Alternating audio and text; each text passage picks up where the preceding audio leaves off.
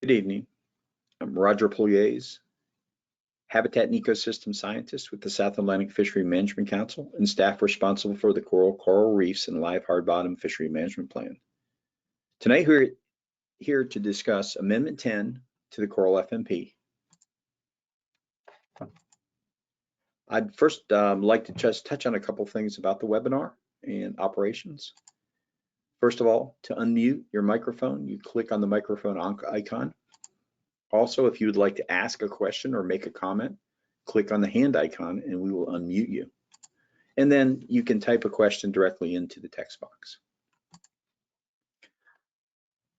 Okay, I'd like to first cover the Council's process to develop an FMP or plan amendment.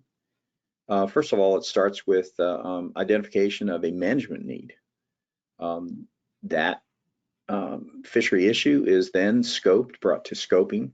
Public is providing comments on ways to address the management need.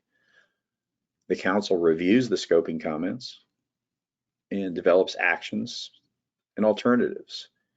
And once that is accomplished, it develops and schedules public hearings, which we're at now.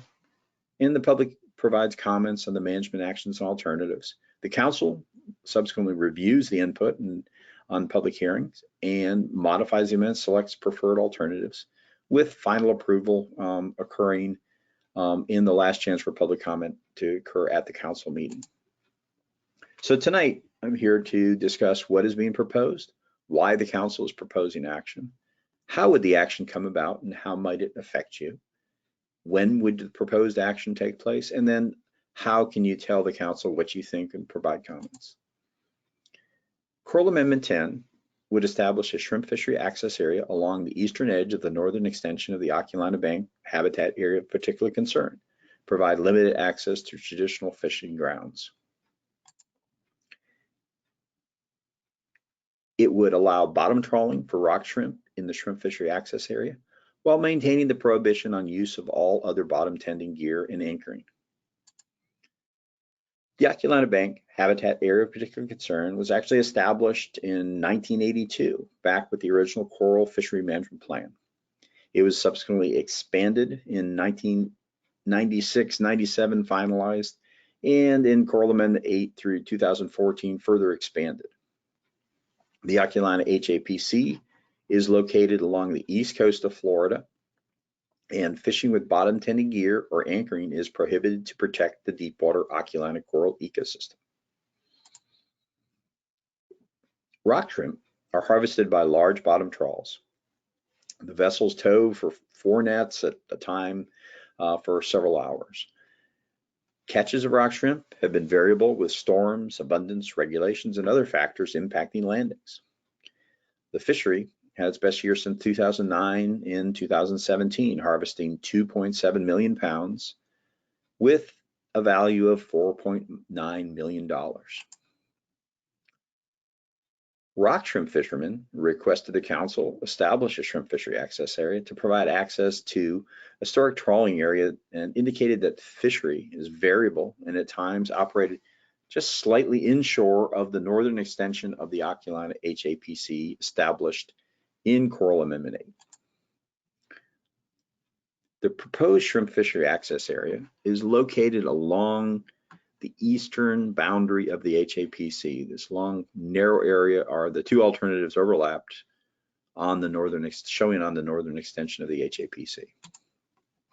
Currently, no shrimp fishery access areas exist in the Oculina Bank habitat area of particular concern. Preferred alternative 2 would establish a 22 square mile shrimp fishery access area. That's based on coordinates provided by shrimp fishermen originally back in 2014 and subsequently reaffirmed through the latest in November of this year. Allowing a shrimp vessel with a valid limited access commercial permit to shrimp for rock shrimp in the shrimp fishery access area. Alternative 3 would establish a 32 square mile shrimp fishery access area based on coordinates provided even previously back in 2013. This would allow a shrimp vessel with a valid permit to access and shrimp for rock shrimp in the shrimp fishery access area. This graphic shows two images of the alternatives being proposed are being considered, the preferred alternative 2 and alternative 3. And it shows the width of areas between the different areas.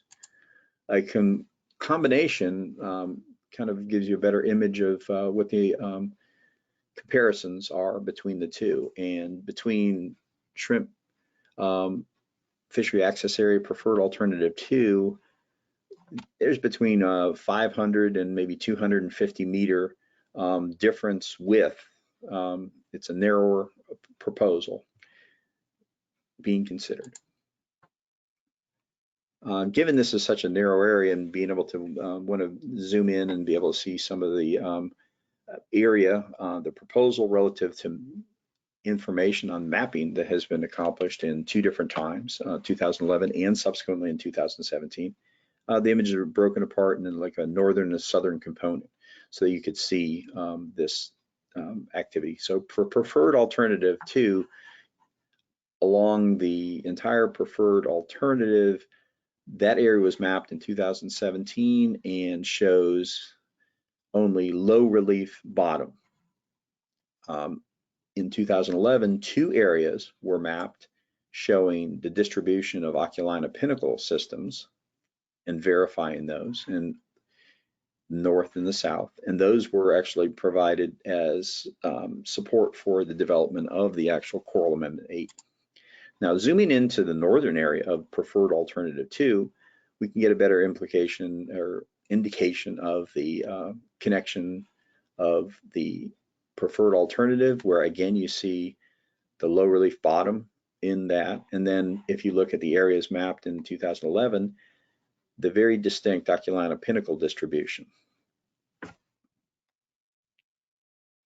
And when you look at this area, what you see is the preferred alternative 2, and then if you look at point 2, it's about 310 meters to the west is the Oculina pinnacle system. And then as you move to the south, the distribution of Oculina pinnacles associated with the mapping here is again very distinct. You can see the line of pinnacles and then others in the deeper areas, aligning with some previous bathymetry information. Again, though, the distribution of the preferred alternative, all the areas identified within here is low relief bottom. The distances between the western boundary of the proposal and the pinnacles in point 5 is about 750 meters, and then across from point 8 into where the distribution of the pinnacles is about 700 meters. And this is another representation of alternative 3, where again a northern and southern is broken out so you can see a clearer indication again that the distribution of low relief bottom in the entire area of the alternative. When you zoom in, again you can see the distinct Oculina pinnacle distribution that was mapped in 2011.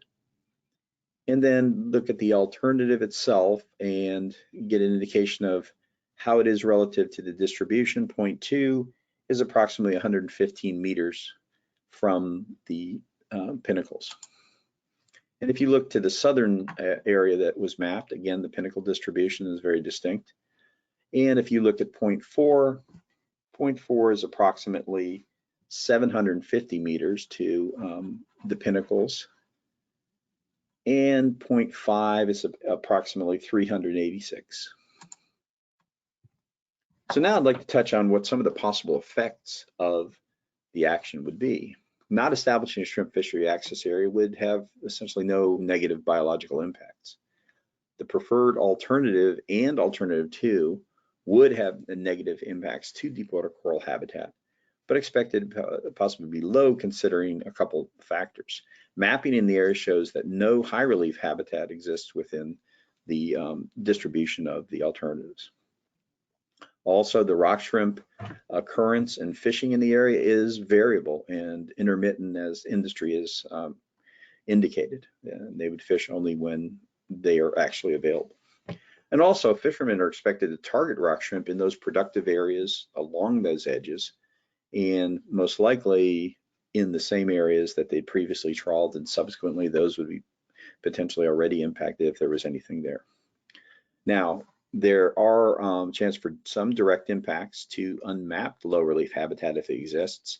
And this is unknown because while we have mapping documenting the low bottom distribution, we do not have any visual surveys to show anything else. In addition, indirect impacts could occur to coral that would result from the influx of suspended sediments created while bottom trawling. And advisors had indicated the potential for ensuring that there's a buffer to protect those systems. Not establishing a shrimp fishery access area would have no change in economic benefits, essentially. It'd be status quo. However, preferred alternative and 2 and alternative 3, you would have increases in catches of rock shrimp and subsequently increase in direct net economic benefits. However, they would have very similar economic effects. Alternative 3 would have a higher economic benefit since the alternative would actually allow access to additional 10 square miles of fishing grounds. Not establishing a shrimp fishery access area would have minimal social effects. Preferred alternative 2 and alternative 3 would address stakeholders' concern regarding access to historically important fishing grounds, improve stakeholder perceptions of the management process. It's expected to have a greater social benefit than not establishing shrimp fishery access area. And preferred alternative 2 would be slightly higher social benefit because it represents the most recent recommendation by rock shrimp fishermen. That brings us to when you would expect the proposed changes potentially to take place. We are holding the public hearings now in May 2021. The council will review the public hearing comments and approve the actions, consider approval in June of 2021, and is not slated to look at and consider approval for submission until September of 2020, which would make the regulations potentially effective in 2022. Now, verbal public comment will be accepted during the webinars on May 12th and 13th, following the presentations and questions. Also, other comments may be received by May 14th, 2021 at 5 p.m. to be included in the public hearing record for the amendment. Written comments, you should use the online form to submit the written comments electronically. Comments can be received by mail, but should be sent to John Carmichael, Executive Director, South Atlantic Fishery Management Council, 4055 Faber Place Drive, Suite 201, North Charleston, South Carolina, 29405. And comments can be submitted by fax at 843-769-4520. You can view the presentations and access the public hearing documents from the public hearing and scoping page, or contact the council at 843-571-4366. or at the toll-free number of 866-SAFMC-10. Webinar attendees must register to participate, and registration information is posted on the May 12th and May 13th webinars, which are both being held at 5 p.m. respectively.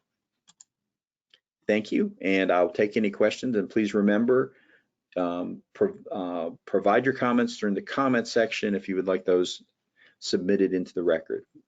Thank you.